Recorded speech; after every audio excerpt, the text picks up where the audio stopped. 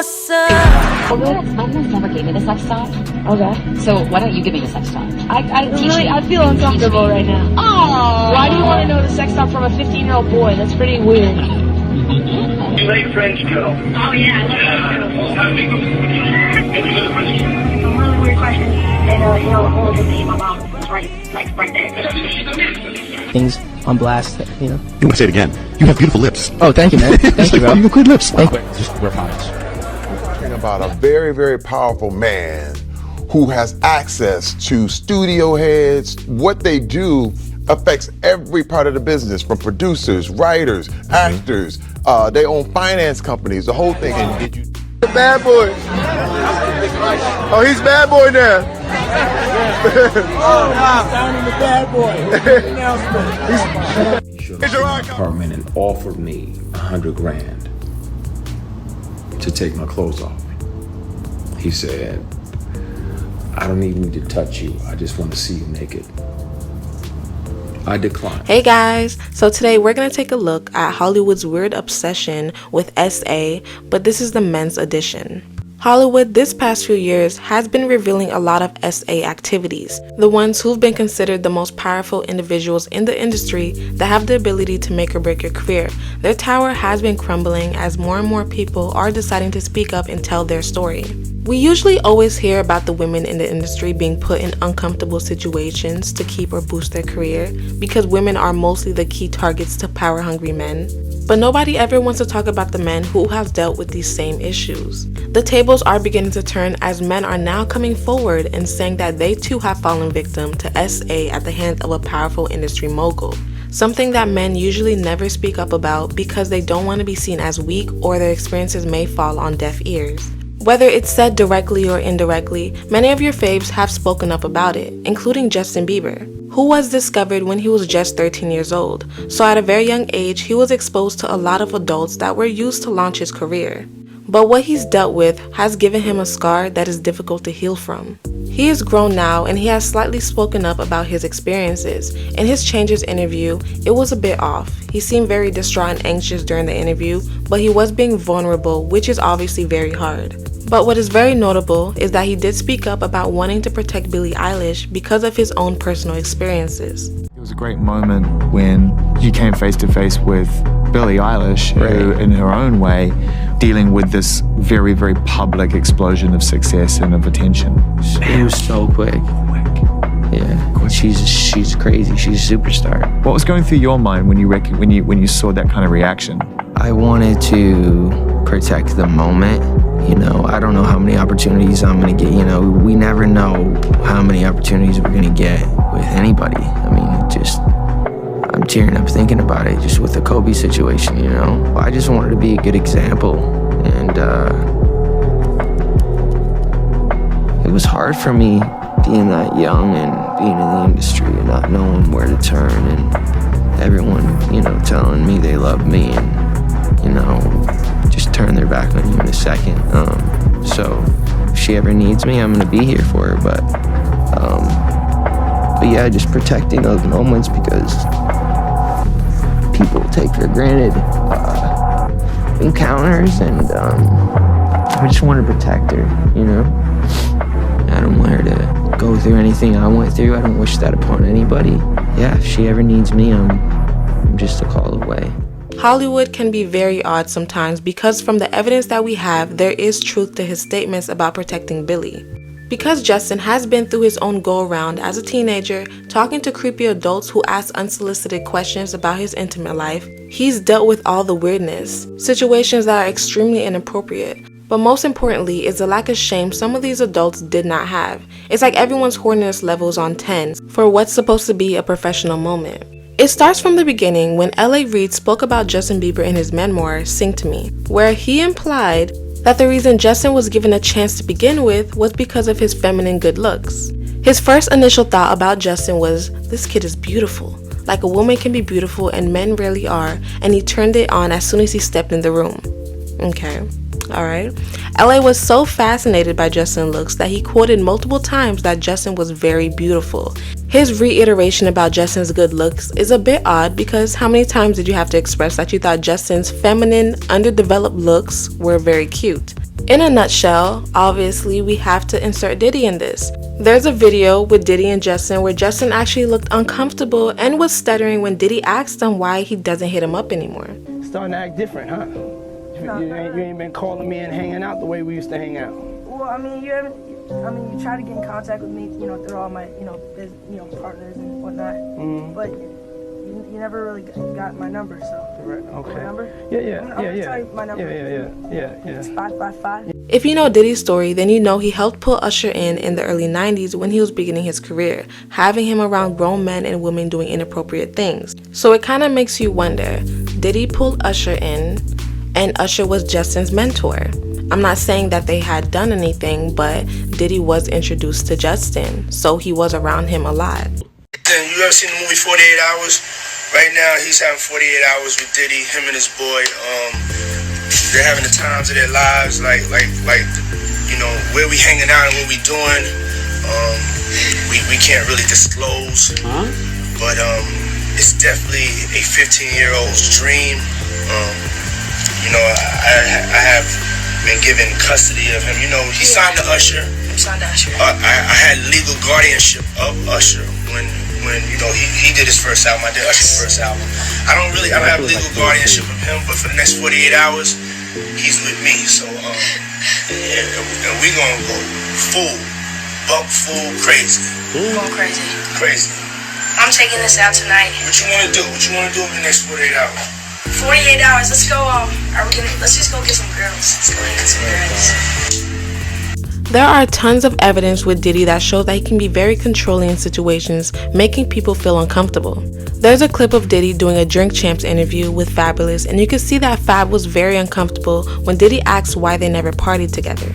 Mr. Lee, I love this Drink Champs with you. I like when you like this, Daddy. Where you put my bag? Daddy, I like when you right scrambling here, and scraping for shit. No, I like that. Shit. I'll be practicing. I'm not gonna go over with that one. Make a that wish. one. Just blow it out. It's your birthday every day. Every day's your birthday on Drink Champs, goddammit. I'm in. Where I look back on where I became. Did you miss me though? For real, because it seems like a thing. I miss this partying birthday with party, Puff, man. But I'm talking about for your birthday. Huh? Why won't you party with me for your birthday, man?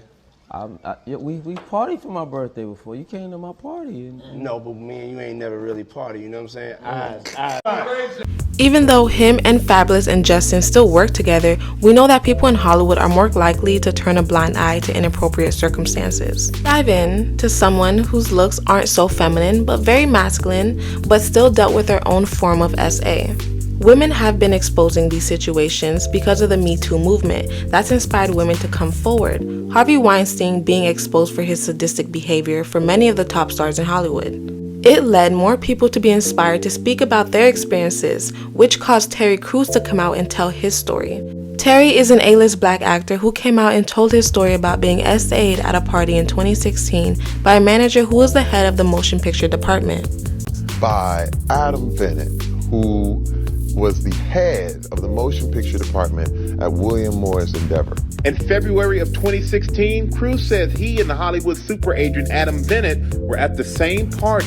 Bennett has represented some of Hollywood's biggest names: Liam Hemsworth, Emma Stone, Sylvester Stallone, Eddie Murphy, and Adam Sandler. You're talking about a very, very powerful man who has access to studio heads. What they do affects every part of the business, from producers, writers, actors. They own finance companies, the whole thing. And did you know him before the party? And I did not know him. I heard of him. We had never, ever even had a conversation, okay? So I just heard, and actually, I was actually looking forward to meeting him. But instead of a professional meet and greet, Crews claims Bennett leered at him from across the room. And he looked me in my eyes and he was sticking his tongue out overtly sexually to me. I mean, it was no mistake that this was a sexual type tongue move. And I'm going, and I'm thinking it's a joke. I'm thinking, is this how this guy breaks the ice? I don't understand what this is. Confused, Crews said he reached out to shake his hand. I reached my hand out and he takes his right hand and under mine and immediately grabs my genitals and and I'm jumping back like, hey, whoa. And he jumps back and he still does this tongue stuff. and he's making weird noises, and then he comes back again and grabs me again. And I slap his hand away, push him back more forcefully, and I'm like, what are you doing? According to Cruz, the alleged groping happened in front of his wife, Rebecca King Cruz. She confirmed her husband's account to ABC News. Someone like Terry Crews, who's very tall and has a very muscular build, most people wouldn't think he would be in that type of situation. He has a large stature, so it gives off like he is someone you wouldn't think twice about disrespecting, especially when it comes to SA by another man who isn't in the same build as you. Him coming out to reveal that he has dealt with this by someone who is more powerful than him shows that nobody is safe when it comes to SA. Terry is a well-known actor who has been in a lot of hit movies and TV shows, who is also very well connected, and being a man to top it all off makes you wonder, if that's happening to someone like Terry Crews as one of the most well-known TV dads, what about the little folk that's trying to get their foot in the door? What about the up-and-coming actor who's just trying to live out their dreams? Which brings me to the newest victim, Christian Keys. If you don't know Christian, he is an American actor and model. He is best known for his appearances in the Tyler Perry movies and other black movies. Recently, he has decided to come forward and uncover his experiences being in the industry. He spoke about being put in situations to work and showcase his ideas, but not getting the opportunities because he wasn't letting people fiddle with his diddle, if you know what I mean. He spoke about needing to take extra steps to ensure his safety by buying disguised recording devices to keep as evidence. I was the one that was sexually harassed for years. Bullied, intimidated, and sexually harassed for years. And I'm gonna be painted as the villain because y'all have deified this person. And some of the people that you think are your mentors are literally and figuratively just trying to fuck you. It's in my fucking bone marrow, and I'm tired of this person gallivanting around doing these PR stunts. Oh, I'm gonna do this and I'm gonna do that and I'm gonna do that. Well, then speak on, if you gonna have,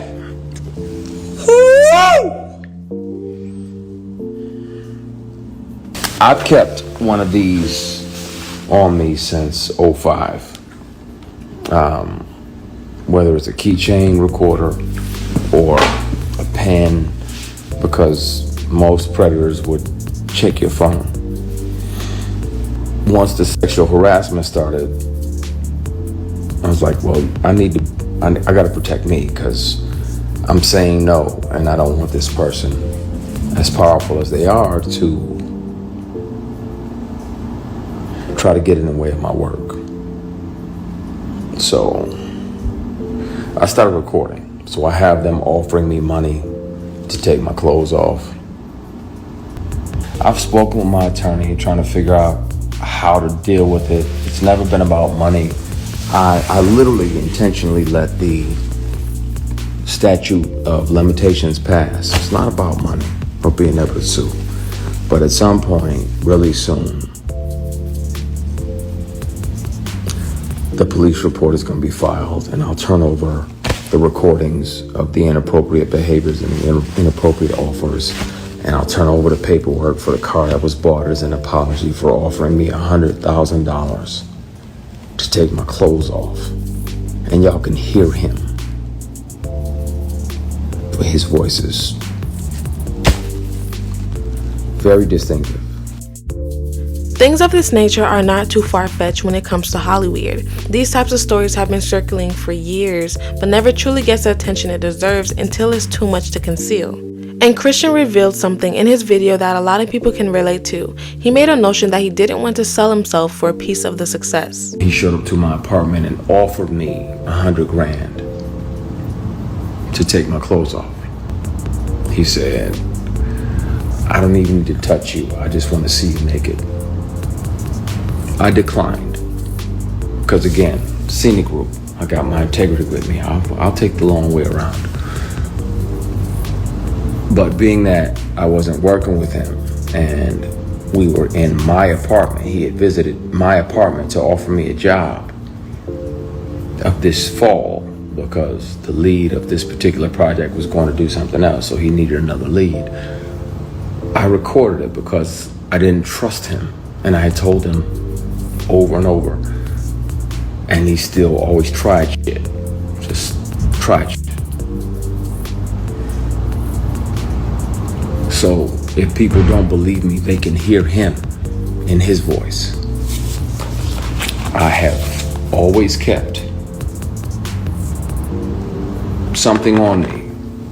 I can press play and you can hear the person and you'll know immediately who the person is that's offering me $100. A lot of people in Hollywood can relate to that, because how many times have we heard rumors of actors and actresses and musicians selling their soul for fame and fortune, when it's not always signing your name on a blood contract to the devil, but selling your dignity. They test the waters with you by selling you a pipe dream for your career. Like, oh, okay, you want this part? Meet me in the studio. You want money to start your business? Come to this party or take this drug. They make you do things that are against your character. So in a sense, they can own that part of you. They feel the rush of power knowing that they made you go against your own moral. It's all just a power trip, really. Even when it starts out very small and simple, stuff that sounds so easy are just the beginning of what's to come now that you took the bait. He said, I don't have to touch you. I just want to see you naked. I'm like, what the what? Like, you know, I'm not into that. I don't fuck around like that. I don't do that. What the what? Leave. Get the fuck out. Get the fuck out. Get out. I thought you were my brother and my friend. This person was a brother type figure, a mentor type figure. But for you to continuously throw these opportunities, you know good and damn well all it ever was you pretending to be a mentor trying to get some ass. You got a guy that's a billionaire and I got $3,000 in my bank account. Who they gonna believe? I was broke as fuck. When I tell you, I would have loved that $100,000. I wasn't finna sell my soul. Key points that he made. When you're at your breaking point, you may say you would never sell out until someone dangles that money in your face. Christian decided not to sell out because imagine the people that did. The ones who didn't have the mental strength to keep their dignity for what they know isn't right. And just imagine why this man felt so confident to make a move like that to him. It just shows that this isn't his first rodeo. How many men in the industry have probably fallen victim to a form of SA and has never spoken out about it due to potentially being emasculated? Which is honestly one of the worst things that can really happen to a man. We all have feelings, so not being able to speak out about your abuse because of the negative stigma it can have on your career is heartbreaking. Which can easily lead to a decline in mental health knowing that you can't tell your story because you may be ridiculed for it. The floodgates have been opening for years with these powerful men abusing their power. Harvey Weinstein to R. Kelly and Diddy have all been accused numerous times. But with the men, we're finally seeing a shift where they're able to talk about their experiences more and more without being shamed for it. Well, that concludes today's video, guys. Thank you guys for tuning in and make sure you like, comment, and subscribe. Toodles.